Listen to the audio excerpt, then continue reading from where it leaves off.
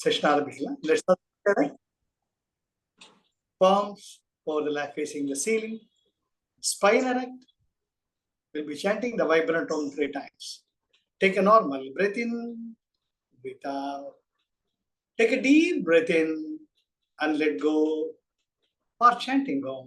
Take a deep breath.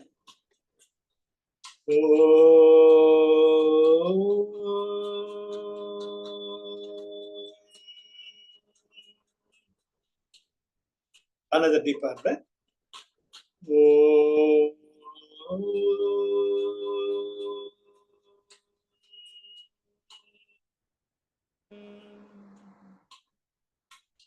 Another deeper breath.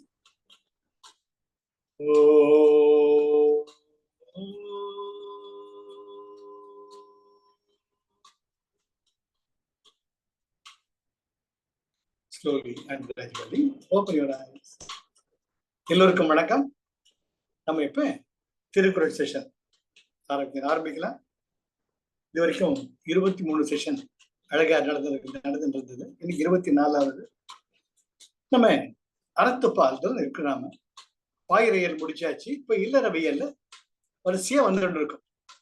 எப்படி நீத்தார் பெருமை நிலை பாயிரையலில் குறிப்பிட்ட the highest position any human can attain, தன்னைத்தான் உணர்வதற்கு அந்த நிலையை நீ இல்லற வாழ்க்கையிலிருந்து அடையலாம் என்று வள்ளுவர் மிக அழகாக இவ்வளவு சிரமப்பட்டு இல்லாட்டி அவ்வளவு ஒரு பொறுப்பு இந்த சமூகத்துக்காக எடுத்துக்கிட்டு எப்படிலாம் இருந்தா நீயும் நல்லா இருப்ப, மற்றவாளும் நல்லா இருப்பாங்க. நீ காட்டுக்கு போய் கண்ணு முடிட்டு உட்கார வேண்டாம், இல்ல கட்டி யஜ்யங்கள்லாம் பண்ண வேண்டாம், பிரம்மச்சரியம் எல்லாம் இருக்க வேண்டாம், நல்ல குடும்பத்துல இருந்தா நல்லபடியா இருடான்ட்டு இல்லற வாழ்க்கைக்கு வழிகாட்டினார். அது போல என்ன பார்த்தோம், இல்வாழ்க்கைன்னு பார்த்தோம். அந்த இல்வாழ்க்கையை அறவழியில் பொருளீட்டி அன்பு வழியில் பகுத்துண்டு பல்லுயிர் ஒம்புதற்கு இல்வாழ்க்கை துணை நலம், வாழ்க்கை துணைவி தேவை. பிறகு அதன் சாட்சியாக மக்கட்பேறு. அந்த மக்கட்பேருக்கு அன்புடைமையை முதல்ல கத்துத்தார். ஏன் அன்புதான் சிவம் என்று சொல்கிறார். Love is God, praise the Lord. அப்போ அது ரொம்ப முக்கியம். அந்த அன்புடைமைக்கு அடுத்தது அதற்கு அத்தாட்சியாக விருந்தோம்பல்.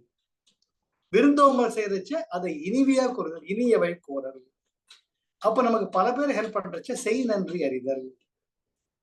இவங்க வேண்டப்பட்டவங்க வேண்டப்படாதவங்க இல்லாம நடுவு நிலைமை எல்லாமே இருந்ததும் இது செய்யறது நம்ம அடக்கத்துடன் செய்யணும். நம்ம சேவையை தம்பட்டம் அடிச்சு கூடாது. நம்ம செய்யற சேவையை சைலண்டா நடுநிலை தவறாமல் அடக்கத்துடன் செய்ய வேண்டும். அது மட்டும் பத்தாது, அந்த அடக்கம் நீடொழி வாழ வேண்டும் என்றால் ஒழுக்கமுடைமை மிக அவசியம். அந்த ஒழுக்கமுடைமையில் மிக மிக முக்கியமானது பிறனில் விளையாமை. அந்த பிறனில் விளையாமை அதுக்கப்புறமா இருந்து பொறையுடைமை. ஒரு நல்ல காரியம் பண்றச்ச பல பேர் அதை பாராட்டுவாங்க, பல பேர் அதை பத்தி கிரிட்டிசிசம் பண்ணுவாங்க. ஊர்ல எல்லாதான் பெருசா பண்ணிட்டான்பா, இவன் தான் நம்ம ஊருக்கே பிரதிநிதி, இவன் தான்ப்பா கடவுளுக்கு அடுத்து விழுது, நிறைய பேர் சொல்லுவாங்க. அதெல்லாம் நம்ம பொருட்படுத்தக்கூடாது. நமக்கு இப்படியெல்லாம் இருக்கச்சே நம்மை விட இதே அன்பு வழியில் நடப்பவர்கள் சிறந்து இருக்கலாம். இது நம்ம மட்டும்தான் இல்லை, நம்மள மாதிரி எத்தனையோ நல்லவர்கள் இருக்கலாம். அப்போ காதுல படம், சார் அடுத்த ஊர்ல பாருங்க சார் உங்கள மாதிரியே பண்றாரு, ஆனா உங்களோட நல்லா பண்றாரு சார், அவர் ரொம்பவே பண்றாரு சார், காலையில 10 மணிக்கு ஆரம்பிச்சா ராத்திரி 10 மணி வரைக்கும் அவங்க வீட்டுல அன்னதானம் நடக்குது சார். அப்ப உங்களுக்குள்ள லேசா பொறி தட்டுது. That is what ego is very important. அஸ்மிதா அஸ்மிதா, இவ்வளவு பண்றேன் என்ன விட நல்லா பண்றாங்களா அண்ட் பண்றச்சியே நமக்குன்னு தெரியாம ஒரு kind of a streak of jealousy, பொறாமை உண்டாகும். சரி, அடுத்த நாள் போய் பார்த்துட்டு வரலாமே நாங்க போவீங்க. உங்க கருத்து உங்க ஃபோக்கஸ் இல்ல எதுல இருக்கும், குற்றம் கண்டுபிடிக்கிறது தான் இருக்கும். அங்க எப்படி செய்யறாங்க, தட்டை நல்லா கழுவுறாங்களா, வர்றவங்கிட்ட இனிமையா உங்கள மாதிரி பேசுறாங்களா, ஒழுக்கத்துடன் இருக்காங்களா, இல்ல கட்டி இப்ப அன்னதானம் பண்றது சுத்தமா பண்றாங்களா, இதுல எல்லாம் நீங்க ஒரு எக்ஸாமினர் ஆயிடுவீங்க. இதுல அனுபவத்துல பேசிக்கிட்டு இருக்கேன், விளையாட்ட கிடையாது. நம்ம ஒரு நல்ல காரியம் பண்றச்ச நம்மளை விட நல்லா பண்றாங்க நம்ம காதல பண்றச்ச அங்க என்னதான் நடக்குது பார்க்கலாம். கேகே நகர் சென்டர்ல இருக்கச்ச பெரம்பூர் சென்டர் கேகே நகர் சென்டர் விட நல்லா பண்ணுது. நான் சிதருக்கு வசிக்கிறேன். அப்ப அங்க என்ன பண்றாங்க பார்த்துட்டு வரலாமே. இத்தனைக்கும் பெரம்பூர்ல இருக்கிற பிள்ளைங்க என்கிட்ட வாலண்டியர்ஸா இருந்தாங்க. Now they are all teachers and they are doing very well with the support of the Southern Railway. அங்க என்ன பண்றாங்க பார்க்கறச்ச அவங்க நம்மளோட நல்லா பண்றாங்க. வாலண்டியர்ஸ் கமிட்டடா இருக்காங்க. அப்போ 2 விதமான உணர்வுகள் எனக்கு ஏற்பட்டு. ஒண்ணு, நம்ம கிட்ட வாலண்டியர்ஸ் இருக்காங்க, ஆனா இப்ப இந்த மாதிரி ஒரு கமிட்டில இத்தனை வாலண்டியர்ஸ் இல்லையே. நம்பர் 1. நம்பர் 2, இதை விட்டு நல்லா பண்ணலாம். நாம இது பண்றாங்க, அவங்க செய்யற நல்லதை ஒப்புக்கிறது சீக்கிரம் வராது. It's a fact, it's a hard fact. It's a naked truth. என்ன நான் ஒரு கண்ணாடியை பார்த்துக்க, நம்ம பண்றது பெட்டரா இருக்கு. அப்ப நம்ம கூட சிவகுமார் இருப்பாரு, அருண் இருப்பா. அப்படி என்ன அருண், நம்ம இதோட பெட்டரா பண்ணல, என்ன சொல்றீங்க? அவங்க என்ன சொல்லுவாங்க? இல்ல நான் சொல்ல முடியும். இல்ல சார், நிஜம் நம்ம தான் சார் நல்லா பண்றோம். These are all the things you have to guard against. அதுக்காக தான் வள்ளுவர் பெருமான் ஒரு தட்டு தட்டுறாதே, மகனே நீ நல்லா பண்ற, நீ நல்லா பண்றியா சந்தோஷமா, மத்தவனோட ஏன் கம்பேர் பண்ற? பண்ணாத. அதுக்கு முதல்ல வரக்கூடியது அழுக்காராமை. அழுக்காராமை என்றால் பொறாமை. நீ நல்லா பண்ண, அதோட வச்சுக்கோ, மற்றவோட கம்பேர் பண்ண. உன்னழக உன்னோட, மற்றவுடன் கம்பேர் பண்ண. ஒப்பிட்டு பார்த்துல வறட்சியே நமக்கு வேண்டாத குணங்கள்லாம் நம்ம செய்யறோம். நமக்கு தெரியாம வரும், நம்ம நல்லவங்க தான் இல்லைன்னு சொல்லல. ஆனா இதெல்லாம் வந்து the traits, the streaks of unwanted things which will tarnish your own quality, your own consciousness.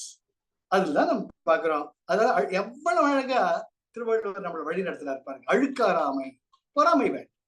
ஆக முதல் குறளில் ஒழுக்கு ஆறா கொள்கை ஒருவன் தன் நெஞ்சத்து அழுக்காறு இயலாத இயல்பு. ஒழுக்கு ஆறா கொள்கை ஒருவன் தன் நெஞ்சத்து அழுக்காறு இயலாத இயல்பு. முதல் குறள். அதாவது என்ன? ஒருவன் தன் நெஞ்சத்து அழுக்காறு இயலாத இயல்பு. நீ எப்போ உனக்குள்ள பொறாமை இல்லாத இயல்பா உன்னை டெஸ்ட் பண்ணிக்கிட்டே இரு. உனக்குள்ள அந்த பொறாமை வராம பார்த்துக்கும். அது எப்படிப்பட்டது? ஒழுக்கு ஆறா கொள்கை. அது என்ன? அது மட்டும் இல்ல, அதே உன்னுடைய இயல்பாயிட்டணும். யாரோ ஒருத்தர் மெச்சறதுக்காக பொறாமை இல்லைன்னு கிடையாது. உனக்குள்ள உன்னுடைய உள்ளுணர்வே, உன்னுடைய மனசாட்சியை உன்னை பாராட்டணும். அது உன்னுடைய இயல்பாகணும். இதை ஒரு நாள் 2 நாள் இல்லாம அது உன்னுடைய இயல்பாயிடணும். எனக்கு கிடைச்ச அழகு அவ்வளவுதான். இன்னைக்கு குருஜியோட அற்புதமான ஒரு மெசேஜ் அவரை நினைச்சிருந்தார். ஃபர்ஸ்ட் வந்து, see, you have that kind of love, you do it. When you do that duty or your own seva, the grace flows. நீ வந்து கடவுளே கருணையை காட்ட கேட்கவே வேண்டாம், கருணை தானாக. Beautiful quote today. அது போல ஒழுக்கு ஆறா கொள்கை, ஒழுக்கமான அறவழியில் பொருள் ஈட்ட வேண்டும் என்பதை நீ உன்னுடைய வாழ்க்கை லட்சியமாக கொள்வாயாக. இங்க ஒழுக்குங்கிறது பொறாமை இன்மையை வள்ளுவர் நாயனார் கோடிட்டு காட்டுறார். அது என்ன இடமா? தன் நெஞ்சத்து அழுக்காறு இயலாத இயல்பு. இயல்புங்கிறப்ப ஹேபிட். இதோ ஒரு நாள் 2 நாள் கிடையாது. அழுக்காருங்கிறது கிடையாது, எனக்கு இல்லை, இங்க இல்லைன்னு உன்னுடைய மனசாட்சி சொல்லணும். அதுதான் முக்கியம். ஒரு பெரிய குதிரை வியாபாரி இருந்தார். அவர் அரபு நாட்டு குதிரைகள் எல்லாம் கொண்டு வந்து விற்கிறவர், ரொம்ப ஃபேமஸ். இன்னொருத்தர் அந்த ஊர்ல பெரிய பணக்காரர், அவருக்கு ஒரு பெரிய குதிரை லாயம். அப்ப அழகான குதிரைகளை மெயின்டைன் பண்றதுல அவருக்கு ஒரு பெருமை. தன்னிட இத்தனை குதிரைகள் இருக்கு ஒரு ஒரு கைண்ட் ஆஃப் அன் இமேஜ் அந்த ஊர்ல இருக்கிறவங்க பேசுவாங்க. அதனால எப்பெல்லாம் அந்த குதிரை சந்தை நடக்குதோ அடுத்த ஊர்ல அடுத்த ஊர்லயும் இவங்க 2 பேரும் விடாம தானும் தன்னுடைய சேவகனும் போய் பார்ப்பாங்க. அங்க நல்ல ஒரு குதிரை இருந்து அப்பேற்பட்ட ஒரு நிலையில ஒரு முறை குதிரை சந்திரத்துக்கு போறேன். ஒரு பெரிய வியாபாரி, அரபு நாட்டு குதிரைகள், அதோட ரத்தன வியாபாரி, ரத்தனங்கள்லாம் இவருக்குள்ள பிடித்தட்டுது. நானே எவ்வளவு பணக்காரன், எத்தனை நல்லது பண்ணிட்டு இருக்கேன், நானே கொடைவன், இவ எப்படி இதோட அற்புதமான குதிரை எங்க வாங்கி அப்படின்னு உங்ககிட்ட பணம் இருக்கு, இத்தனை ரத்தனங்கள்லாம் வச்சிருக்கான் அப்படின்ட்டு கொஞ்சம் அப்படி பொறாம தட்டுது. ஆனா இயல்பில் அவர் நல்லவர், கொடைவள்ளர். சரிட்டு ஒரு நல்ல குதிரையா பார்த்து பேரம் பேசுறார். அந்த குதிரை வியாபாரிக்கு தெரியும் இவர் ரெகுலர் கஸ்டமர். அவர் வியாபாரம் பேசி இன்னென்ன விலைக்கு அப்படின்ட்டு குதிரையை விற்கிறார். இவர் ரொம்ப சந்தோஷம். வெள்ளை வெள்ளையேன்னு இருக்கு குதிரை, அதனுடைய நெற்றியில ஒரு அழகான ஒரு ஸ்டார் மார்க் வேற, ரொம்ப லட்சணமான குதிரை. இவர் தன்னுடைய சக்திக்கு அதிகமாகவே கொடுக்கிறார். அந்த குதிரை தக்கிட்ட பெருமையா நினைக்கிறார். இது பல பேர் நீங்க பார்த்திருக்கலாம். கிண்டி தேசில ஓடுற குதிரை கூட நின்று போட்டோ எடுத்துப்பாங்க. திருண்ட குதிரைன்னு சொல்லிக்கிறதுக்கு. ஆக அந்த குதிரையை வீட்டுக்கு கொண்டு வர்றார். அந்த குதிரையை அவர் பின்பற்றி வருது. மற்ற குதிரைகள்லாம் பார்த்தோம், இந்த குதிரை லாயத்தில் இருக்கு. அப்போ அந்த சேவகர் என்ன பண்றாருன்னா அந்த குதிரையுடைய சேனத்தெல்லாம் கழட்டி மூலையில் வச்சுட்டு அதை ஃப்ரீ பண்றதை பாக்குறான். அப்போ அந்த சேனத்துக்கு கீழே ஒரு சின்ன குட்டி துணி பை இருக்கு. என்னடா துணி பை இருக்கு அப்படின்னு திறந்து பார்த்தா விலை உயர்ந்த ரத்தினங்கள் அந்த பையில இருக்கு. அந்த சேவகனுக்கு ஒரே சந்தோஷம். நம்ம குதிரைக்கு கொடுத்த விலையை விட 10 மடங்கு இந்த ரத்தினங்கள் போகுமே, செம்ம லாபம், அடிச்சதுட லாட்டரி அப்படின்னு நேரா எஜமான கிட்ட ஓடி வரலாம். ஓடி வந்து சார் நீங்க பாத்தீங்களா இந்த குதிரையே பெரிய கிஃப்ட் நமக்கு, அது மட்டும் இல்லாம பாருங்க போனஸ் மாதிரி இதை விட அதிகமா இருக்கு ரத்தினங்கள் அப்படிங்கிட்டு மனசு அலப்பாய். அப்போ ஒரு நிமிஷம் பாக்குற, இது நம்முடைய பொருளா, உன்னுடைய உழைப்புல வந்ததா அப்படின்னு கேட்க அவன் தலை குறிஞ்சி சேவகன் இல்லைங்க, நமக்குரிய பொருள் கிடையாது. அவர் எவ்வளவோ கஷ்டப்பட்டிருக்கலாம். அவருடைய இன்றைய நிலை தான் நம்ம கண்ணுக்கப்படுதே ஒழிய இதை அடைவதற்கு அவருடைய முயற்சி எவ்வளவு நமக்கு தெரியாது. இந்த பொறாமைன்னு வச்சு மேல தட்டிக்கும், இது நம்ம பொருள் கிடையாது, அவர் நல்லா இருக்கட்டும்னுட்டு வேக வேகமா வா திரும்பி போகலான்னுட்டு அந்த குதிரையோட திரும்பி அந்த சந்தைக்கு போவார். அப்ப அந்த ரத்தின வியாபாரி பரிதவித்துக்கிட்டு இருப்பான், இங்க அங்க இங்க தேடிட்டு இருப்பான். அப்போ இவர் போயிட்டு ஐயா இது உங்களுடைய ரத்தின கற்கள் பையா பாருங்க என்றச்சே அவன் அவசரமா வாங்கி அதை கையில கொட்டி பார்த்துட்டு இருப்பான். அப்ப யோசிப்பான், அட அல்பாமே, நானே நினைச்சிருந்தேன் வச்சிருக்கலாம், நான் திருப்பி உன்கிட்ட கொடுக்குறேன், என்னுடைய இன்டெகிரிட்டி என்னுடைய உண்மையை சந்தேகப்படுறேன் அப்படின்னு தனக்குள்ள சிரிச்சுப்பார். பாத்தீங்களா எல்லா கருத்தும் சரியா இருக்கா? சரியா இருக்கு, ரொம்ப நன்றிங்க ஐயா. அப்ப இவர் புத்தி சொல்வார், நீ அதை சுயமுயற்சியை சம்பாதிச்சுதான் உன்னை விட்டு எங்கேயும் போகாது. அது போல என்னுடைய முயற்சியில குதிரையை வாங்குறேன், எனக்கு அது போதும், உன்னுடைய பணம் எனக்கு தேவையில்லை. அந்த பணம் என்பது பொறாமையை வளர்க்கும், நம்முடைய சக்தியை வீணாக்கும். நான் எதுக்கு உன்னுடைய பொருள் மேல ஆசைப்படணும்? அத ரத்தன கற்கள் நீ எண்ணி பார்த்தப்போ எனக்கு ஒரு வேடிக்கையை பார்க்குற மாதிரி தான் இருந்தது, ஒரு குழந்தை பொம்மையை சரி பார்க்குற மாதிரி. சரி நன்றாக இருங்கள் அப்படின்னு திரும்பி வரச்சே சேவகருக்கு தன்னுடைய எஜமான பார்த்து ரொம்ப பெருமையா இருக்கு. அவன் ரொம்ப கையெழுத்து கும்பிட, ஐயா நீங்க பெரியவர் அப்படி சொல்லாது, என்னை விட எத்தனையோ பெரியவங்க இருக்காங்க, நமக்கு அதுல இல்லாத பொருளை பத்தி விரும்பாது, நம்மள இல்லையா அது இல்லைன்னு ஒத்துக்கும், மற்றவங்க கிட்ட இருக்குதா அதை பார்த்து சந்தோஷப்படு, அவங்கள ஆசீர்வாதம் பண்ணு, அவங்கள வாழ்த்து. நம்ம கிட்ட இல்லையான்னு பார்த்தீங்கன்னா நம்ம சக்தி தான் குறையும் அப்படின்ட்டு. அதுதான் வள்ளுவர் இந்த முதல் 2 குறள்கள்ல நமது இல்லாதது நமக்கு வேண்டாம், நமக்குங்கிறது நம்ம வாசக்கதவை தட்டி நிற்கும். ஒழுக்கத்தை, அறவழியில் வரக்கூடிய ஒழுக்கத்தை உன்னுடைய லட்சியமாக கொள்க. அதுவும் என்ன, தன் நெஞ்சத்து அழுக்காறு இல்லாத செல்வு. கொஞ்சம் கூட அந்த பொறாமைங்கிறது என்ன எனக்கு கிடையாது, நான் எதுக்கு ஆசைப்படணும், என்கிட்ட இருக்கிறதே ஜாஸ்தி. Count on the blessings. இந்த அற்புதமான குறள் முதல் குறள். அடுத்த குறள், விழுப்பேற்றின் இஃது ஒப்பது இல் யார் மாட்டும் அழுக்காற்றின் அண்மை பெறின். விழுப்பேற்றின் இஃது ஒப்பது இல்லை யார் மாட்டும் அழுக்காற்றின் அண்மை பெறின். யார் மாட்டும் அழுக்காற்றின் அண்மை பெறின். அவன் வந்த விதி, அவன் கேட்டு வந்த வழி, அந்த காலகட்டத்தில் நடந்து போய்கிட்டே இருக்கு. அதை பத்தி நீ ஏன் கவலைப்படுற?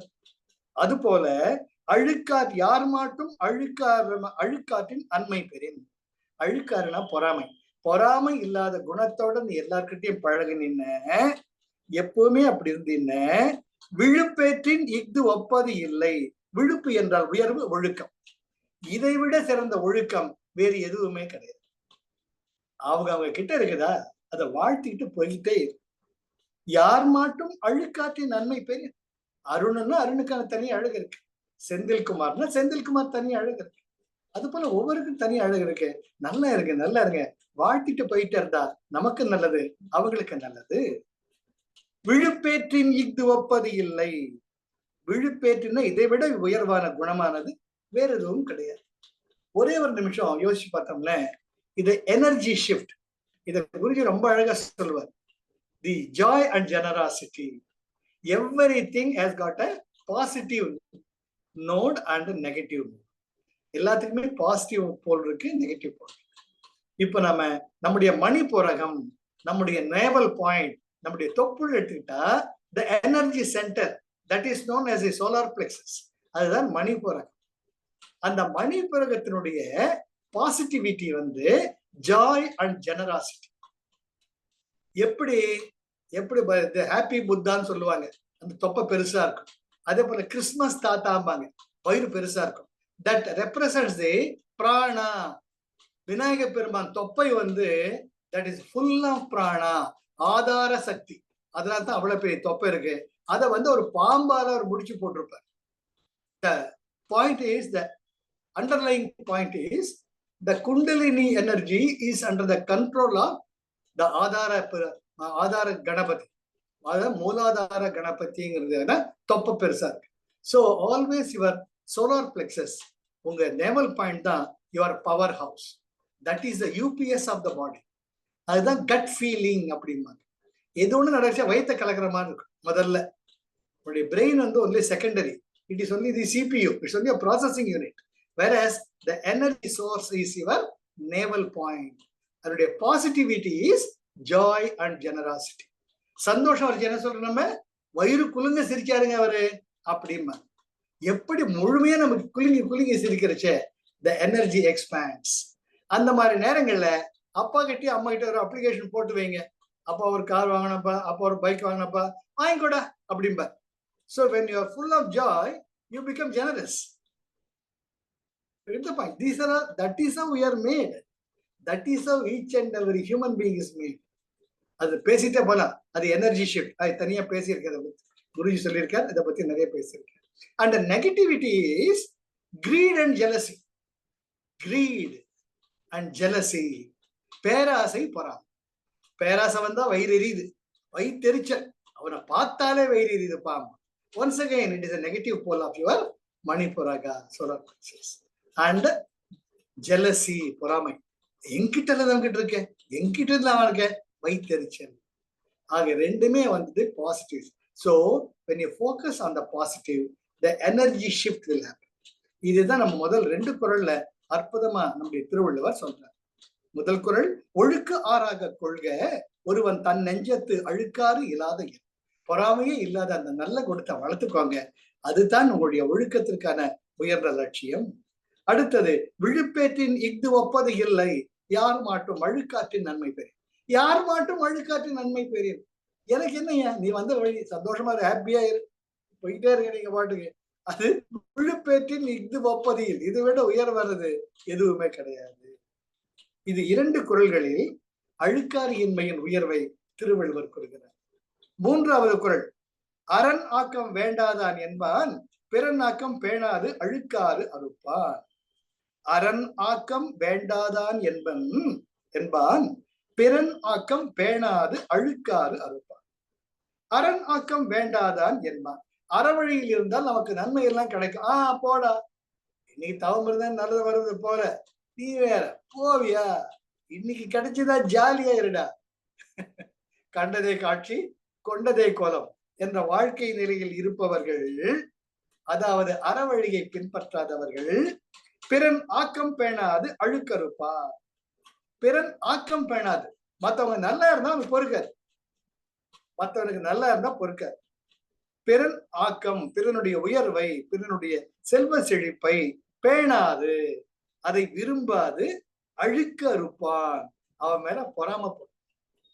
இதெல்லாம் சின்ன சின்ன எக்ஸாம்பிள், ரொம்ப சொல்லிட்டே போற.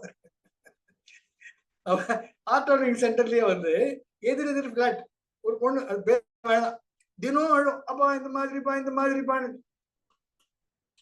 இந்த பொண்ணு நல்லா அழகா கோலம் போடுமா வாசல்ல, அடுத்த அரை மணி நேரத்துல வந்து அது மாதிரி யாரும் தண்ணி கொட்டி வச்சிருப்பாங்களாம். இது ஒரு நாள் மறைஞ்சு பார்த்துட்டு இருந்தது, எதிர்த்து விட்டு போடணும். இது அழகா கோலம். இது சார், இதெல்லாம் பிராக்டிக்கலா பாக்குறேன் சார், நான் லைஃப்ல பிராக்டிக்கலா பாத்துக்கிட்டு. இது கோலம் போட்டு வந்த அரை மணி நேரத்துல அது மேல தண்ணி தெளிச்சு உண்டு இல்லைன்னு பண்ணிட்டு செம்ம சண்டை. இந்த பையனுக்கு அந்த அவங்க ஹஸ்பண்டுக்கு ஹஸ்பண்ட், நீ பாத்தியா நான் பாத்தியான்னு. நான் ஒன்னே ஒன்னு சொன்னேன், எதை பத்தியும் கவலைப்படாது, யாரையும் மாத்தாது, யாரையும் திருத்தாது, ஒழுங்கு மரியாதையா பிராணாயாமம் பண்ணு, உன்னுடைய பிராண சக்தி ஏற்றுக்கும். உன்னுடைய பிராண சக்தி இட்ஸ் அ ப்ராமிஸ். உங்க பிராணம் அதிகமாக அதிகமாக உங்களை சுற்றிலும் அனைத்தும் மாறும். It's a promise. அண்ட் உங்களுக்குள்ள நிம்மதியும் ஆரோக்கியமும் என்றும் இருக்கும். சரிப்பா, நீங்க சொல்ற மாதிரி செய்யறேன்ட்டு now she is an executive engineer in the electricity board. She is happy with her husband and one little daughter. இன்னைக்கு கூட கிரியாவுக்கு வந்திருந்தா, அப்பா நல்லா இருக்கிறப்பா. ஏண்டாப்பா நீ எப்படி இருக்க? நல்லா இருக்க அங்கிள். ஏன் கொண்டாட்டி பண்ற நீ பண்ண மாட்டியா கிரியாவை? இல்லப்பா அடுத்த வாரத்துல வந்துடுறேன் நான். இந்த மாதிரிலாம் நடக்கும், சகஜம். ஆக அறநாக்கம் வேண்டாதான் என்பான் பிறநாக்கம் பேணாது அழுக்காது இருப்பான். அது என்ன பிரயோஜனம்? நீ திட்டிட்டு நான் திட்டிட்டு சந்தோஷம் இருக்கு. இந்த 3வது குறள்ல இருந்து 8வது குறள் வரைக்கும் நீங்க பொறாமப்படுறதுனால என்ன கஷ்டம்லாம் வரும்னு சொல்ற. முதல் 2 குறள்களில் உயர்வை சொல்லிட்டார். அரண் ஆக்கம் வேண்டாதான் என்பான் பிறநாக்கம் பேணாது அழுக்கறுப்பான். நல்லது பண்ணி என்னத்துல கண்டாங்க, எல்லாரும் கஷ்டம்தான் பட்டாங்க போடா அப்படின்ட்டு அறவழியை பற்றி துச்சமாக நினைப்பவன் மற்றவர்கள் அறவழிகள் இருப்பதையும் விரும்ப மாட்டார். இது முதல் அவன் குணத்தை சொல்லிட்டார். அடுத்தது, அழுக்காற்றின் அல்லவை செய்யார் இழுக்காற்றின் ஏதம் படுபாக்கு அறிந்து. அழுக்காற்றின் அல்லவை செய்யார், பொறாமை கொள்ளாமல் எப்ப பார்த்தாலும் அறம் அல்லாதவற்றை அறிவுடையவர்கள் செய்ய மாட்டார். கனவுல கூட அழுக்காற்றின் அல்லவை செய்யார். அழுக்காருன்னா பொறாமை. பொறாமை எங்க வருதோ அதை அப்படியே தூக்கி தோற விசிட்டு அல்லவை அந்த பொறாமைக்காக செய்யவே ஏன்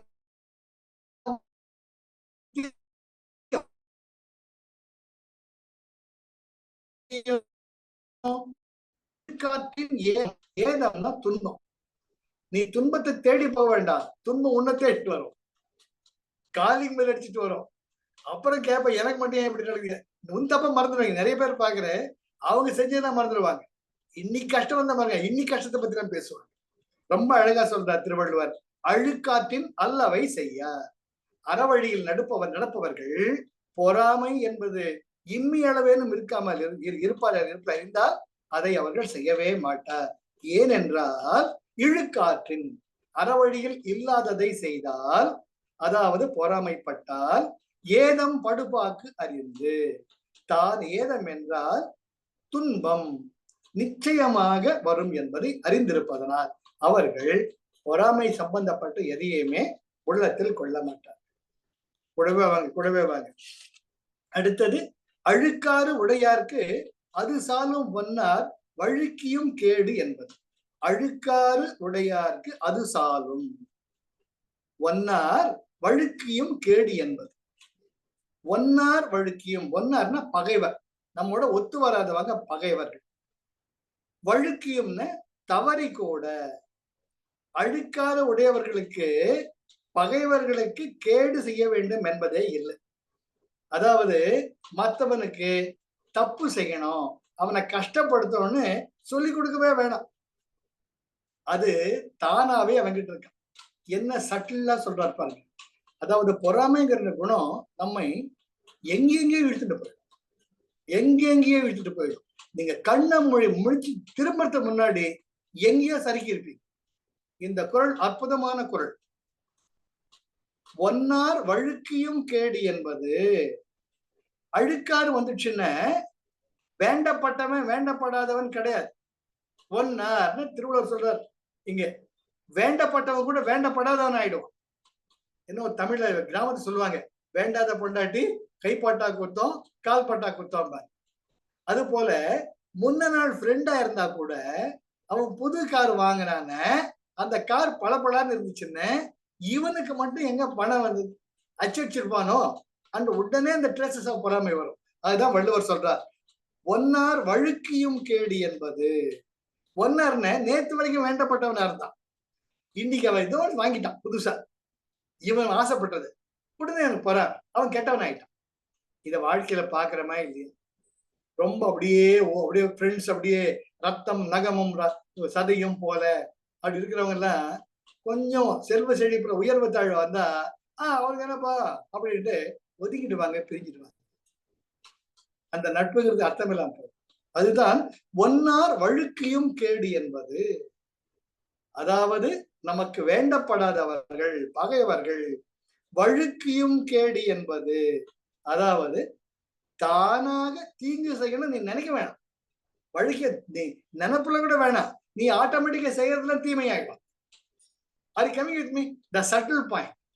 நீ கெட்டது செய்யணும்னே கிடையாது, நீ கெட்டதுதான் செய்வ. நான் சொல்ற திருவள்ளுவர் சொல்ற, நம்மளை விட ஒருத்தவன் நல்லவா இருக்க நினைச்சிட்டீங்கனாலேயே உன் பேச்சு, நடவடிக்கை, உடை, நடை, பாவனை எல்லாம் மாறிடும். ஏன்னா நேத்து வரைக்கும் ஃப்ரெண்டா இருந்தானே, நீ ஏன்னா அப்படி மாறிட்டான்னு அவன் யோசிச்சுட்டு இருப்பான், தலைமண்டியை பிச்சுக்கிட்டு இருப்பான். ஒன்னார் வழுக்கியும் கேடு என்பது, நீ பகைவனா ஒருத்தர் நினைச்சிட்டீன்னா அந்த கேடு அவனுக்கு தீங்கு நினைக்கிறதுங்கிறது அழுக்கார உடையாருக்கு அது சாலும், தானாவே அது உனக்குள்ள வந்து குடி போகுது, மற்றவர்களை ஹர்ட் பண்றது. அப்போ நம்ம எவ்வளவு ஜாக்கிரதையா இருக்கணும். அந்த நேரத்தில் தான் ஒருத்தர் பண்ண நல்லதெல்லாம் நமக்கு ஞாபகம். நமக்கு கஷ்டப்பட்டப்ப நம்ம பையனுக்கு யார் காலேஜ் ஃபீஸ் கட்டினாங்க, நமக்கு உடம்பு சரியில்லை இருந்தப்ப யார் பார்த்துக்கிட்டாங்க, இன்னைக்கு அவன் நல்லா இருக்க, நல்லா இருக்கட்டும், அப்படி போயிட்டீங்கன்னா அந்த பொறாமை ஒண்ணும் பண்ணாது. பாத்தியா நம்ம கிட்ட சொல்லாம அவன் கார் வாங்கிட்டான், பாத்தியா நமக்கு சொல்லாம அவன் டூர் போயிட்டு வந்தான், இப்படி எல்லாம் நீ கொஞ்சம் நினைச்சா கூட வழுக்கியும், கொஞ்சம் தப்பி தவிர இப்படி நினைச்சா கூட எங்கேயோ இழுத்துட்டு போயிடும். சார் சர்வ ஜாக்கிரதையா இருக்கணும் சார். நான் பிராக்டிகலா திருவள்ளுவர் சொல்றத சிறமேற்கொள்கிறேன், ஏன்னா அனுபவத்துல பாத்துக்கிட்டு இருக்கேன். ரொம்ப அப்படியே க்ளோஸ் ஃப்ரெண்ட்ஸா இருந்தவங்க செல்வ செழிப்புல உறவு முறைகள் விட்டு போனதை பார்த்திருக்கேன். நான் திருத்தி இருக்கேன். ஏன்டா அப்படி அவனுக்கு மட்டும்தானா, எனக்கு கிடையாதா, நான் மட்டும் என்ன குறைஞ்சலா, இந்த மாதிரிலாம் ரொம்ப பேட்சப் பண்ணணும். அதற்கு காரணம் நமக்குள்ள பொறாமை இருக்கின்ற உணர்வே தெரியாம பொறாமையா இருப்பான். அதுதான் தமாஷ். வழுக்கியும் கேடு, தனக்குள்ள அந்த கேடு, அந்த அழுக்கார் இருக்குது தெரியாமலேயே அழுக்காரோட இருப்பாங்க, பொறாமையோட இருப்பான். அதை அவன் உணரக்கூட மாட்டான். எப்படி குடிக்காரன் தான் குடிச்சதை ஒத்துக்க மாட்டான், தள்ளாடிட்டு இருப்பான், எங்க குடிச்சுட்டு இருப்பான், அங்க குடிச்சுட்டு இருப்பேன். ஏன் குடி பதில் இருக்க, குடிச்சது யார் குடிச்சா, ஏதோ சிம்பிளா ஒரு பெக் அடிச்சா சார் அப்படின்னு. இதுல வாழ்க்கையில பார்த்தவன், பேங்க்ல எல்லாம் பார்த்தவன். அதனால இந்த ரொம்ப அழகான தமிழ் வார்த்தை ஒன்னார் வழுக்கியும். வழுக்கியும்ங்கிறது சறுக்கிறது. நீங்க யாருமே பாத்ரூம் போறீங்க, நான் சரிக்கு விழுவேன்னு நினைக்கிறீங்க, அப்படி ப்ரிப்பேர்டாவா போறீங்க? Yes or no? கிடையாது. கால் வச்சு சரிக்கிடுது. உங்களுக்கும் தெரியாம நடக்கக்கூடிய ஒரு நிகழ்வு. அதை போல பொறாமை என்ற உணர்வு உங்களை எங்கே இழுத்துட்டு போயிடும். இங்க திருவள்ளுவர் ரொம்ப அழகா ஐயோ கல்மேல் எழுத்தாக நெத்தி அடி அடிக்கிறார். ஏய் நீ கெட்டது நினைக்க வேண்டாம்டா, அந்த பொறாமன் உனக்குள்ள வந்துடுச்சுன்னா அது உன்னை சர்வன் இழுத்துட்டு போயிடும், கேர்ஃபுல்லா இருங்கிறார். அதுக்கு அடுத்தது கொடுப்பது அழுக்கறுப்பான் சுற்றம், உடுப்பதும் ஒன்பதும் இன்றி கெடும். இதுக்கு அப்புறமா வாணி தர, மவனே பொறாம மட்டும் உனக்குள்ள வந்துடுச்சுன்னு, கொடுப்பது அழுக்கறுப்பான் சுற்றம், உடுப்பதும் ஒன்பதும் இன்றி கெடும். கொடுப்பதும் அழுக்கறுப்பான். ஒருவன் பொருள் ஒருத்தர் கொடுக்கறத பார்த்துட்டு பொறாமப்படுற இல்லையா, இது நம்ம பார்க்கலாம். எஸ்பெஷலி நீங்க ஒருத்தருக்கு தானம் பண்ணணும்னு போறச்ச, உங்க ஒருத்தருக்கு வந்து நீங்க ஒரு வேஷ்டியும் சட்டையும் எடுத்து தர்றீங்க. உன் ஃப்ரெண்டு பாக்குறான், ஏன்னா என் பர்த்டே கூட அவன் கொடுத்தது இல்லையே, யாருக்கு ஒருத்தருக்கு கொடுத்துட்டு இருக்காரு, ஃபர்ஸ்ட் இம்ப்ரெஷன். அதுக்கடுத்து என்னன்னா கொடுக்குற தர்மமா, இவ்வளவு காஸ்ட்லி எடுத்து கொடுக்கணுமா, அப்படி ஒரு கேள்வி வேற. இல்லப்பா எங்க வீட்டுல வேண்டுதல், அதான்ப்பா வாங்கி கொடுத்தேன், கொஞ்சம் கம்மியா வாங்கி கொடுத்துருக்கலாமே, எனக்கு கூட இப்படி வாங்கி கொடுத்தது இல்லையே, டக்குன்னு வந்துடும் வெளியே, எனக்கு கூட நீ வாங்கி கொடுத்தது இல்லையே, இவனுக்கு எதுக்கடா தர்மம் பண்ற. கொடுப்பதும் அழுக்கறுப்பான். ஒருத்தருக்கு கொடுக்கறத பார்த்து கூட நீ பொறாமப்பட்டின, யாரோ சம்பாதிச்சாங்க, யாருக்கோ கொடுக்குற. வழி தேங்காயை எடுத்து பிள்ளையாருக்கு உடைக்கிற மாதிரி, வழியில பணம் இருக்குது, அதை எடுத்து பிள்ளையாருக்கு உடைக்கிறான். உனக்கு என்ன இதுல நோக்குது? இது நிறைய பேர் பார்த்திருக்கமா இல்லையா நாம? எஸ்பெஷலி திருமணங்களை நீங்க நிறைய பேர் லேடிஸ், நீங்க I use to observe each and everybody when I happen to attend the function.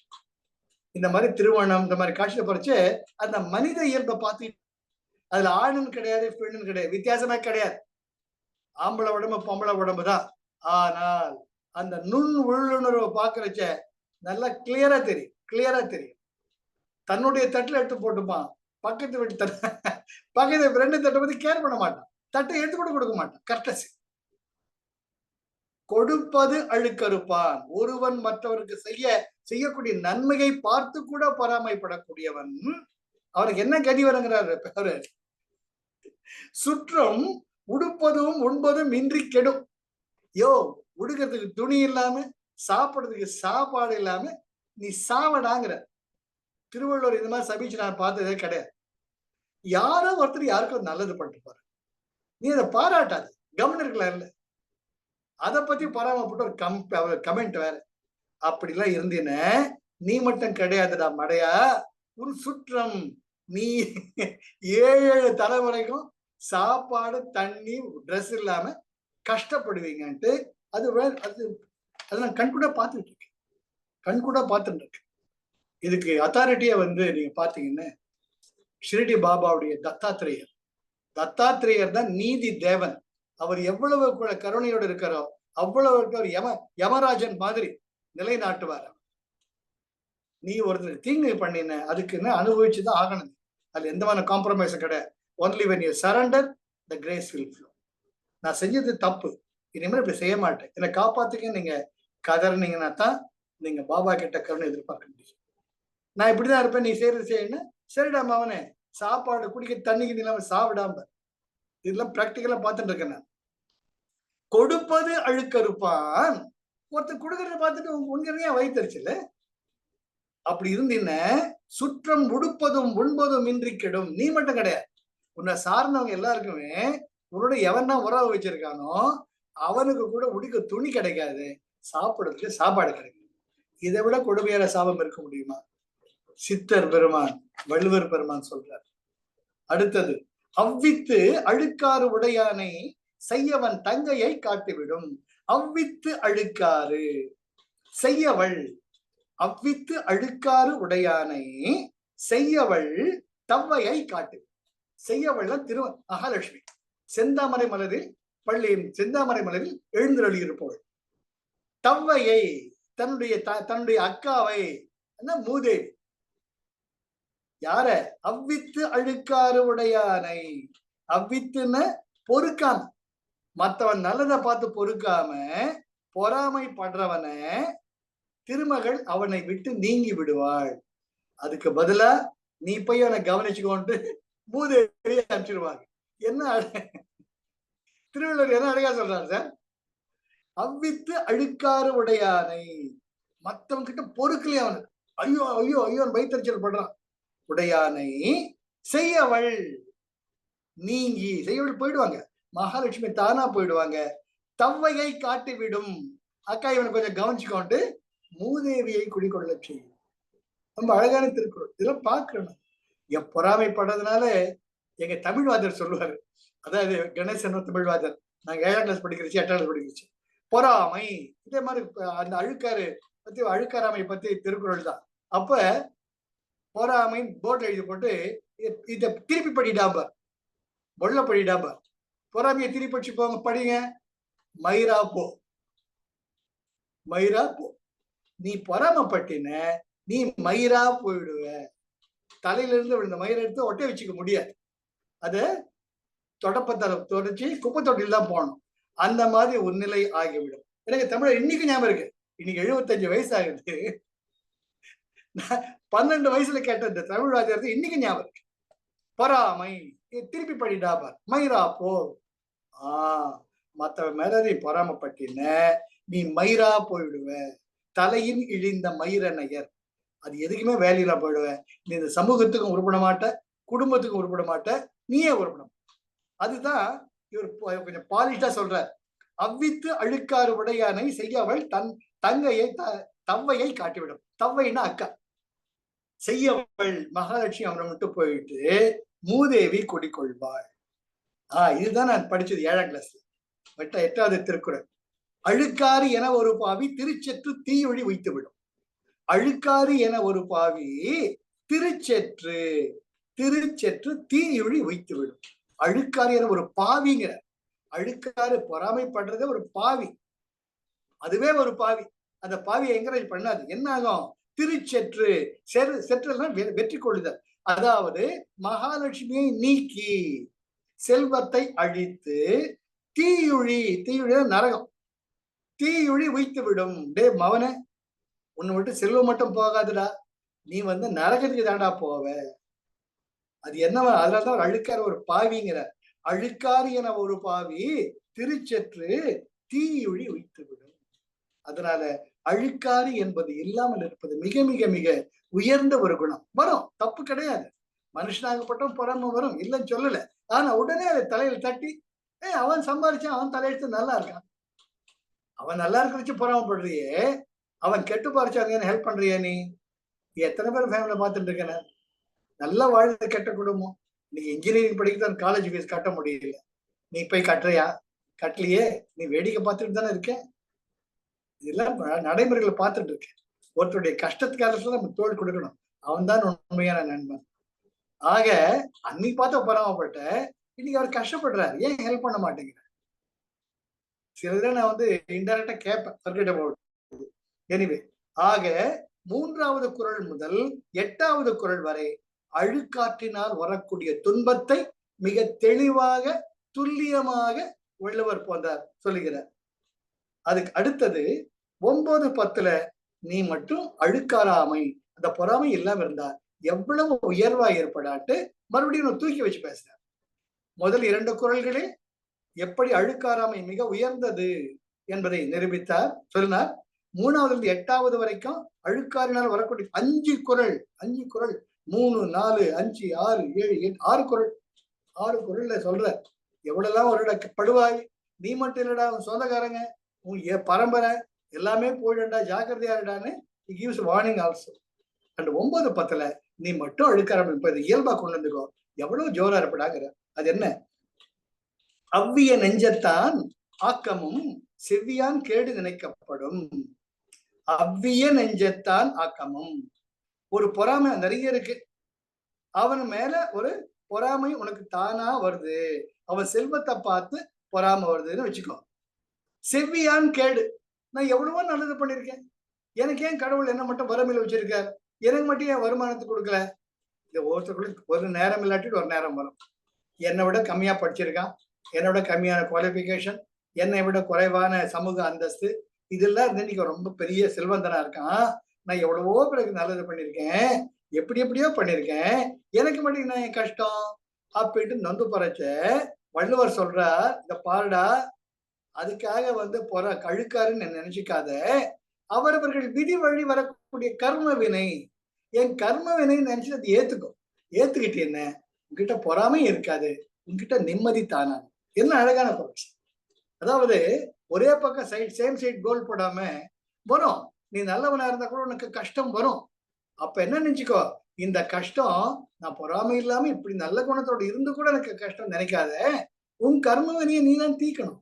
அந்த கர்ம வினையால் அந்த கஷ்டம் நினைச்சுக்கோ, ஆனா அந்த கஷ்டம் சீக்கிரம் போயிடும்ட்டு ப்ராமிஸ் பண்ற. அவ்விய நெஞ்சத்தான் ஆக்கமும். அவ்விய பொறாமையா இருக்கிறவன் இவ்வளவு பணக்காரனா இருக்கானே, பிராக்டிகலா பாத்துக்கிட்டு இருக்கிறோமா இல்லையா? நாம ஒண்ணுமே இல்லாத திருடனுங்கெல்லாம் பணக்காரனா இருக்கானுங்க. அவ்விய நெஞ்சத்தான் ஆக்கமும் செவ்வியான் கேடு, நான் நல்லவனா இருக்கேன், ஆனா என்னுடைய துன்பம். அப்ப என்ன சொல்ற? நினைக்கப்படும். இது இந்த ஜென்மத்துல வந்தது கிடையாதுடா, உடைய கர்மாவால வந்தது, அதை நினைச்சு நொந்து போகாத, நீ அழுக்காராமையோட இருக்கிறது ரொம்ப சந்தோஷம், சீக்கிரமே இந்த கர்மவினை தீர்ந்து உன்னை கடவுள் காப்பாத்துவாரு, உனக்கு கஷ்டமே இருக்கலைய, உனக்கு இல்லாமைங்கிற நிலை இல்லையே, 3 வேளை சாப்பாடு கிடைக்கிறது இல்ல, உடுக்க துணி இருக்குல்ல, தலை வச்சு பிடிக்க இடம் இருக்குல்ல, அதை பார்த்து சந்தோஷப்படு. அவன் எக்கேட கெட்டு போறான், அதை பத்தி நீ கவலைப்பட, அதை பார்த்து நீ பொறாமப்படாத. பட்டி என்ன, அந்த முன்னாடி குரூப்ல போய் சேர்ந்துருவோம், ஜாக்கிரதையா இருக்கு. It's a warning come consolation. அற்புதமான திருக்குறள் சார். திருவள்ளுவர் டக்குன்னு உடனே சாமி ஆயிடுவேன், உடனே கொடைவள்ளல் ஆயிடுவேன், உடனே பணம் அல்ல சொல்லவே இல்லை. நீ கஷ்டப்படலாம், நல்லவனா இருந்தாலும் நீ கஷ்டப்படலாம், ஆனா மத்தவனை பார்த்து பொறாமப்படலாம். அப்போ கஷ்டம் தானே நீங்கணும், காலகாலத்துல உன் கர்மவினை தீரச்சு. ஆனா தப்பி தவறி பொறாமப்பட்டின உதைக்குடைய மாட்டிப்படா அப்படின்ட்டு ஆறுதலும் சொல்றாரு, வார்னிங்கும் சொல்றாரு. அழுக்கற்று அகன்றாரும் இல்லை, அக்திலார் பெருக்கத்தின் தீர்ந்தாரும் இல்லை. அழுக்கற்று அகன்றாரும் இல்லை. எல்லாருக்கும் ரொம்ப அழகு சார் இந்த குறள், ரொம்ப எனக்கு ரொம்பவே பிடிக்கும். வள்ளுவர் பக்கத்துல போட்டு முத்தா கொடுக்கலாம் போல தோணும். எவ்வளவு அழகா சொல்ற. எல்லார்கிட்டயுமே பொறாம இருக்குடா, என்கிட்டயும் இருக்குன்னு ஒத்துக்கிற. எனக்கு அது ரொம்ப ரொம்ப எனக்கு அவர் தலையெழுத்து வச்சு டான்ஸ் பண்ண போல இருக்கும். அழுக்காறு அகன்றாரும் இல்லை. பொறாமை நிச்சயம் வர நம்ம மனித இயல்பு இயல்பு. இப்ப நம்ம ஒரு ட்ரெஸ் பண்ணிட்டு கோயிலுக்கு போறோம், அது லேடிஸ்கிட்ட பார்க்கலாம். இந்த பட்டு புடவை போட்டு பட்டி பண்ணி அழைஞ்சி சவர நகையெல்லாம் போட்டுக்கிட்டு போற பூஜை குருக்கள் உங்களை ஒரு பொருட்டாவே நினைக்காம அவங்க கிட்ட பூரண கும்ப அரைச்சி கொடுத்து வாங்க வாங்க வாங்க மாலை மரியாதையில போறச்ச நமக்கு சுருக்குன்னு இருக்குமா இல்லையா? அது ஏற்பாடு பண்ணாலும் நம்ம ஸ்டூடெண்டா இருக்கும். இதெல்லாம் அனுபவிச்சேன். நம்முடைய யோகா ஸ்டூடெண்டாவே இருப்பான். சரி நீ கோயிலுக்கு வந்துருங்க, மரியாதை பண்ணணும், நல்ல பக்கத்துல தரிசனம் பண்ணி வைக்கிறேன், எல்லா ப்ராமிஸும் பண்ணிருப்பான். சரி அந்த பையன் வந்திருப்பான் நினைச்சு நம்மள லொங்கன்னு போயிருப்போம். நம்ம ஒரு பேண்ட் சட்டை போட்டுக்கிட்டு நமக்கு முன்னாடி வர ஒரு குரூப் வந்து அப்படியே சவரன் நகை போட்டுட்டு பட்டு வேஷ்டி பட்டு போட்டுன்னு பட்டு புடவைன்னு போயிருப்பாங்க. அந்த பையன் அங்க இருப்பான். அந்த பையனையும் குருக்கள் மதிக்க மாட்டாரு, என்ன ஒரு பொருட்டாவே பார்க்க மாட்டாரு. முதல் மரியாதை கும்ப மரியாதை அவங்களுக்கு கிடைக்கும். இவன் ஒரு மாதிரி தலை கொஞ்சிப்பான், நான் ஒரு மாதிரி பார்ப்பேன். ஏன்டா இதுக்குதான் அந்த கோயிலுக்கு கூப்பிட்டியா? நான் தான் உன கோயிலுக்கு கூப்பிட சொன்னேன். அப்போ த ட்ரேசஸ் ஆஃப் ஜெலசி எனக்குள்ள வந்திருக்கு. பணத்துக்கு தான் நான் மரியாதை, நான் வர்றேன்னு சொன்னா நான் வர்றேன். இது இவன் ரஜினிகாந்த் சொல்றாரு, நான் கேட்டனா அப்படி. அது போல நானா வர்றேன்னு கோயிலுக்கு நீ தானே வாவான்னு, இதுதானே மரியாதைடா நீ. அவன் தோண சார் அவர் என்னையே மதிக்கல சார் அப்படிம்பார். அது போல அழுக்கற்று அகன்றாரும் இல்லை, அக்திலார் பெருக்கத்தில் தீர்ந்தாலும் இல்லை. பொறாமையே இல்லாம வாழ்ந்தா கூட உயர்நிலையை உடனே அடைஞ்சிடுவாங்க சொல்ல முடியாது. காலகாலத்தில் நடக்கும். பொறுமை காக்க வேண்டும், பொறாமை இல்லாமல் பொறுமை காக்க வேண்டும் என்று ரொம்ப ஆறுதலா முடிக்கிறார். அழுக்கற்று அகன்றாரும் இல்லை. பொறாமை உடையவர்கள் வாழ்ந்தவர்கள் உயர்ந்த நிலையிலே இருப்பார்கள் என்று சொல்ல முடியாது. அதனால் அழுக்காறு என்பது மனிதனுடைய இயல்பு. அந்த உயர்ந்த நிலையிலே அவங்க இருப்பார் சொல்ல முடியாது. அக்திலார் அந்த பொறாமை இல்லாத நிலையில் இருப்பவர்கள் பெருக்கத்தில் தீர்ந்தாரும் இல்லை. தனக்கு வேண்டிய தேவைகள் எல்லாம் பூர்த்தி செய்யப்படும். ஆனால் ஆஹா ஓஹன் இருப்பாங்கன்னு சொல்ல முடியாது. ஆனா எந்த குறையும் இல்லை. அதனால நீங்கள் வாழ்க்கையில் ஒரு தாழ்ந்த நிலையில் இருந்தாலும் உங்களை குறை போட்டு பட்டுக்காதீங்க. நமக்கிட்ட இல்லையன்னு பொறாமப்படாதீங்க. பொறாமப்பட்டா அவனை செத்த ஒழுக்கியும் கேடு, உன்னை எங்கேயோ இழுத்துட்டு போயிடும்.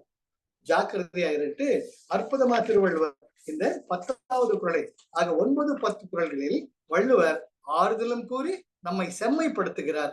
கனவிலும் மறந்தும் கூட அந்த பொறாமை என்ற உணர்வை உங்களுக்குள் விடாதீர்கள் என்று சொல்லத்தான் நமக்கு வர்றார். ஆக இது ஒரு அற்புதமான குறள். 9, 10 ரொம்ப பிடிச்ச குறள். அவரை நேரடியா உடனே இந்த ஃபால்ஸ் ப்ராமிஸ் எல்லாம் பண்ணல திருவள்ளுவர். நீ ஆஹான் இருப்ப ஓஹன் இருப்ப, பொறாமை இல்ல இருந்தா நீ கோடி எல்லாம் சொல்லவே இல்லை. பொறாமை இல்லாம இருந்தா கூட உனக்கு கஷ்டங்கள் வரலாம், ஆனா இந்த கஷ்டங்கள் தீரும் இல்லைங்கிற நிலை வர அந்த ப்ராமிஸ் நான் பண்றேன்.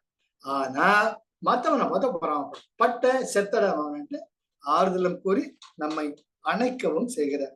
யாக இந்த ரொம்ப அழகா இருக்கு. இதை மறக்கவே மறக்காதீங்க. பொறாமைன்னு ஒரு ஸ்லேட்லயோ பேப்பர்லயோ எழுதுங்க, அப்பப்போ திருப்பி திருப்பி படிச்சுக்கிட்டே இருக்கும். அதுதான் எனக்கு இன்னைக்கும் மறக்க. நீங்க தமிழ் வாத்தியார் தான் ஞாபகம் வருவார், 2வது வாத்தியார். அதனால நம்ம இருக்கிற சந்தோஷம் இந்த கடைசியில ஒரு அற்புதமான ஒரு சின்ன கதை.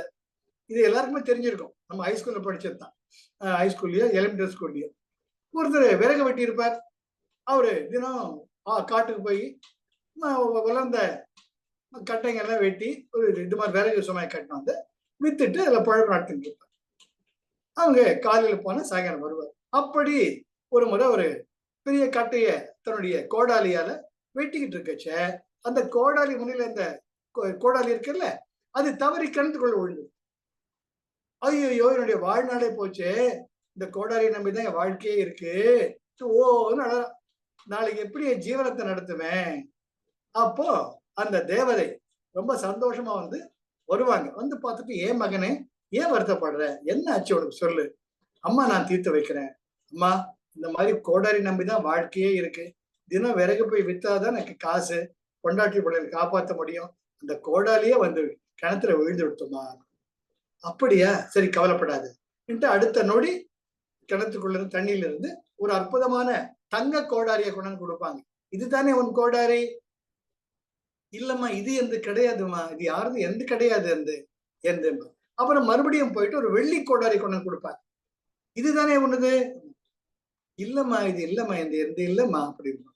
சரிடா அப்படின்ட்டு கடைசியில இந்த இரும்பு கோடாரி கொண்டாந்து கொடுப்பாங்க. அந்த பாத்திரம் கண்கள் எல்லாம் விரிஞ்சிடும். இதுதான்மா எந்த.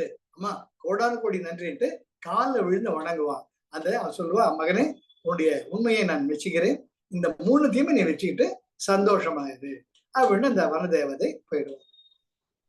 இவன் 3 கோடை தூக்கிட்டு வருவான். வீதியில இருக்கிறவன் பார்ப்பாங்க, அந்த தங்க கோடரி தகதகணும், வெள்ளி கோடாரி பழப்பழணும். அவன் கேட்பான் பக்கத்து விட்டுக்கிறேன், எப்படி உனக்கு மட்டும் கிடைச்சது? இவன் வெள்ளை சொல்லாம எல்லாம் சொல்லுவான். அவன் பக்கத்து விட்டுக்காரன் பிளான் பண்ணிடுறான். ஓ நமக்கு நல்ல சான்ஸ் நமக்கு கிடைக்கிறான்ட்டு என்ன பண்ணுவான், அடுத்த நாள் போவான். போயிட்டு இவனும் கரெக்டா அந்த கிணத்துக்கிட்டே ஒரு மரக்கட்டிட்டு டொக்கு டொக்கு வேணும்ட்டு கோடலியே கிணத்துல போட்டுருவோம். அந்த வனதேவதை வருவாங்க, மகனே என்ன வருத்தம் உனக்கு, என்ன ஆச்சுன்ட்டு. அம்மா எனக்கு கோடலி வச்சுட்டு தான் பழப்பேன் நடத்துறேன். நான் நேற்று கூட சொன்னாங்க, பக்கத்து வீட்டுக்கார சொன்னா என் கோடரி விழுந்து எடுத்து. அந்த கோடரி என்ன இரும்பு கோடாரியா, தங்க கோடாரியா, வெள்ளி கோடாரியா? கொஞ்சம் அப்படி திருன்னு பார்ப்பான். சரி இரு வருத்தப்படாத அப்படின்ட்டு நேரடியா உள்ள போயிட்டு இரும்பு கோடரி கொண்டு கொடுப்பான். இதுதானே உன்னுடைய கோடரின்ட்டு. இது கிடையாதுமா அப்படின்பா. இது இல்லையா அப்படின்னு மறுபடியும் உள்ள போவாங்க. போயிட்டு ஒரு வெள்ளி கோடாரி கொண்டு போயிடுவாங்க. இது மாதிரி உன்னை கிட்ட முன்ன இருந்தது, அதுவும் இந்த கிணத்துல தான் விழுந்தது. அப்படியா, சரி கொஞ்சம் இருந்து தங்க கோடரி கொண்டு கொடுப்பாங்க. இதுதாமா ஒரிஜினல், இதுதாமா முதல்ல வச்சிருந்தேன். ஏண்டா திருட்டு படவா, இருக்கிற இத்தனோட இரும்பு கோடையை வச்சுக்கிட்டு ஒழுங்க வேலை பண்ணி சம்பாதிக்காம சோம்பேறி இருந்துக்கிட்டு இப்படி இருக்கிறியா, இது கூட எல்லாம் பண்ணிடுவான் படவா, திரும்பி பார்க்காம ஓடு அப்படின்ட்டு வார்னிங் கொடுத்தாரு. இதுதான் வாழ்க்கையில் நாம் கற்றுக்கொள்ள வேண்டிய பாடங்கள். உண்மைன்னு இருந்த நம்முடைய தேவைகளுக்கு என்னைக்குமே குறைவதில்லை. அது போல அந்த இதுக்கு நிறைய சொல்லிட்டு சுதர் நம்ம சுதாமா குச்சேலர் கடை அதெல்லாம் அதெல்லாம் சார் மணிக்கணக்கா பேசலாம் சார், மணிக்கணக்கா பேசலாம். அப்பேற்பட்ட சூத்திரதாரி கிருஷ்ண பரமாத்மா ஒரு பிடி அவளுக்காக காத்துட்டு இருப்பார் சுதாமா. ஏன்னா அவங்க தன்னுடைய குருகுலத்துல படிக்கிறச்ச மத்தியானம் பசின்றப்ப அந்த கிருஷ்ண பரமாத்மா பசிய கீழவா கிருஷ்ணா சாப்பிடுற டைம் ஆச்சு வாடா, சாப்பிடாம பசியோடு இருக்காதுன்றப்ப 2 பேரும் பகிர்ந்து சாப்பிடுவாங்க. அந்த நன்றி உணர்வு என்னைக்குமே கிருஷ்ண பரமாத்மா மனசுல இருக்கும். சுதாமாவினுடைய நெருங்கிய நண்பராக எப்பவுமே நினைப்பார். அது போல அவர் மிக ஜுவாரகா பத்தியாக இருந்த பொழுது அதெல்லாம் கண்ணுல தண்ணி வர யோசிப்பார். ஆக இறைமைன்னு ஒண்ணு இருக்கு. அந்த இறைமை நம்முடைய அன்பு வழி நடக்க செய்யுது, நேர்மையா நடக்க செய்யுது. பொறாமைப்படுறதுல எந்தமே பிரயோஜனமே கிடையாது. அதை பற்றி அழுக்காராமை. அதனால்தான் வள்ளுவர் எவ்வளவு அழகா ஒரு சின்ன குழந்தைய கைப்பிடிச்சு நடத்துற மாதிரி நடத்துறாங்க. சரி வழக்கம் வரிசையா வர்றாரு, விளையாம வர்றாரு வைக்காம. இப்போ நமக்கு பொறையுடைமைக்கு வந்தாரு. அதுக்கப்புறமா எவ்வளவு பொறுமை இருந்தாலும்ப்பா டக்குன்னு என்ன ஸ்லிப் பண்ண வச்சிடும். என்னோட நல்லா பண்றாங்கன்றப்ப என்னோட நல்லா பண்றாங்களா, அந்த ஈகோ இங்க பொறித்தட்டும், அது ஒண்ணு எங்கேயோ இழுத்துட்டு போயிடும். ஜாக்கிரதையாரு, வழுக்கியும் கேடு. இன்னைக்கு நான் சரிக்கு விழுறேன்னு நீங்க நினைக்கவே வேண்டாம். கால் வச்சா தாரா சரிக்கணும், அப்புறம் விழுந்ததுன்னு தெரியும் ஆமா சரிக்கு விழுந்தோன்ட்டு. அதனால ரொம்ப ஜாக்கிரதையாருன்ட்டு சொல்லிட்டு எந்த நிலையிலும் உனக்கு குறை வராதுட்டு முடிக்கணும். சரியா? இந்த பொறையுடைமை. அடுத்தது என்ன? அடுத்தது நமக்கு வெக்காமை. வெக்காமைன்னு பிறர் பொருளை திருட வேண்டும், கவர்ந்து கொள்ள வேண்டும் என்று அடுத்தது. அது உண்டு, பார்க்கலாம். கமல்ஹாசன் மதன காமராஜன் இதுல அந்த பாட்டி இருப்பாங்க,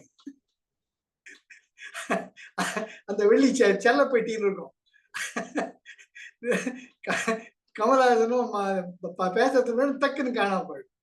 அது இட்ஸ் அ ஹேபிட். மற்ற பொருளை கவர்றதுங்கிற ஹேபிட். பேங்க்ல மேனேஜர் இருந்தப்ப அப்பெல்லாம் டிசம்பர் மந்த்ல க்ளோசிங். அப்போ எப்பவுமே ஜென்ரல் ஒரு பார்ட்டி நடக்கும், ஆனுவல் க்ளோசிங் பார்ட்டி. அப்போ எல்லா ஃபேமிலியும் கூப்பிடும். ஒரு குழந்தை ஒரு சின்ன பையன் என் டேபிள் முன்னாடி வச்சு பார்த்துட்டே இருந்தான். அங்கிள் அங்கிள்னா என்னடா சொல்லுடான்னு.